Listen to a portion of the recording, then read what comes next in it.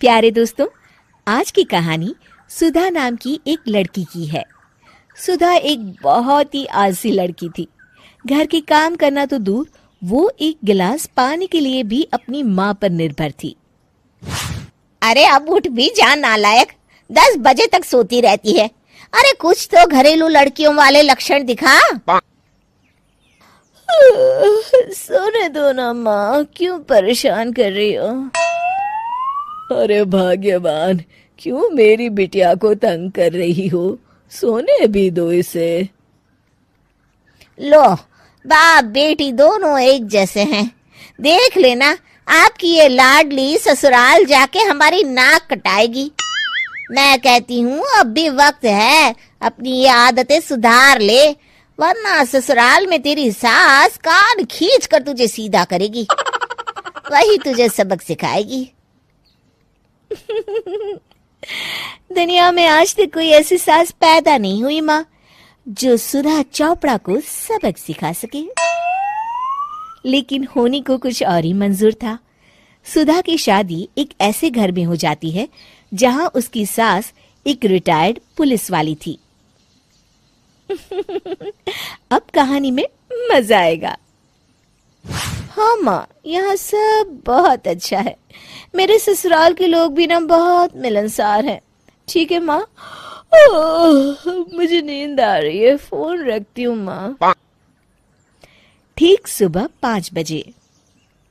अरे जल्दी उठो भाग्यवान, वरना कयामत आ जाएगी। हैं? अरे क्या हुआ? कौन सी कयामत आ जाएगी? अरे मेरी माँ आ जाएगी। तुम नहीं जानती, इस घर में सिर्फ मेरी माँ का हुक्म चलता है। सबको सुबह 5 बजे बिस्तर छोड़कर हॉल में पहुंचना ही पड़ता है। अरे अब इंसान क्या अपनी नींद भी पूरी नहीं करेगा? यहाँ मजाक चल रहा है क्या? तभी वहां सुधा की सास आ जाती है। अटेंशन! मजाक तो तू समझ रही है बाबू। ये मेरा घर है और यहाँ हर किसी को डिसिप्लिन में रहना होगा। अटेंशन! अरे माँ जी, लेकिन इतनी सुबह कौन उठता है? कौन होता है मतलब? हम सभी उठते हैं, रोज उठते हैं, और अब से तुझे भी उठना पड़ेगा। आखिर मैं पुलिस वाली जो ठहरी। अटेंशन! अरे माँ जी, लेकिन अब तो आप रिटायर हो गई हो ना। तो क्या हुआ? शेर कितना भी बूढ़ा हो जाए, शिकार करना नहीं छोड़ता। उसी तरह हम पुलिस वाले रिटायर होने के बाद भी अपने अनुशासन में ही जीवन जीते हैं। चलो अब बेकार की बहस बंद करो और उठकर हॉल में चलो। अभी आधा घंटा तुम सबकी परेड चलेगी। अटेंशन!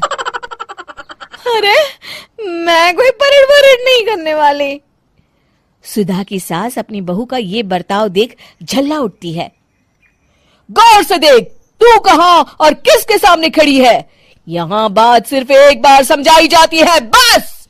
अटेंशन! इतना कहकर सुधा की सास चली जाती है।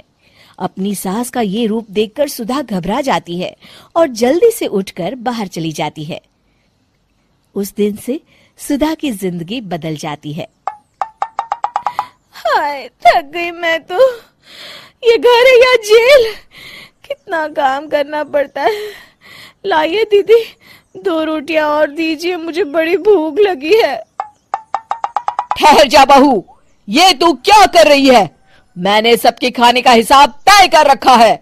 तुम 4 रोटी से ज्यादा नहीं खा सकती और ये मिर्च मसाला भी नहीं चलेगा। मेरी बहुएं एकदम फिट होनी चाहिए।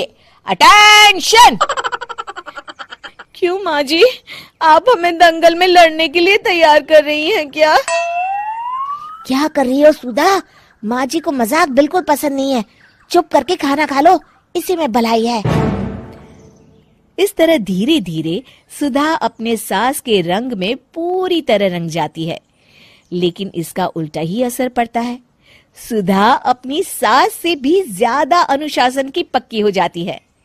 सुधा की सास तो सबको 5 बजे उठाती थी, लेकिन सुधा सबको 4 बजे ही उठा देती थी। दूसरी तरफ सुधा की सास की उम्र भी हो चलती है। माँ जी, आजकल आप सुबह उठने में बहुत आनाकानी करती हैं। मुझे ये सब बिल्कुल पसंद नहीं है। अरे बहू, मैं तेरे हाथ जोड़ती हूँ, भगवान के लिए अब मुझे छोड़ दे। इतने सवेरे उठना और कसरत करना अब मेरे बस की बात नहीं है। माँ जी, आप मैदान छोड़ के भाग रही हैं। आप तो पुलिस वाली हैं। अटेंशन। अरे अब कहाँ की पुलिस वाली, अब तो मैं रिटायर हो चुकी हूँ। बस बहुत हो गया, अब तुम सब जैसे चाहे वैसे जिंदगी जियो और मुझे भी जीने दो। अपनी सास को गिड़गिड़ाते देख सुधा मन ही मन मुस्कुराती है। इस तरह उस दिन के बाद से सुधा के ससुराल वाले एक सामान्य जीवन जीने लगते हैं।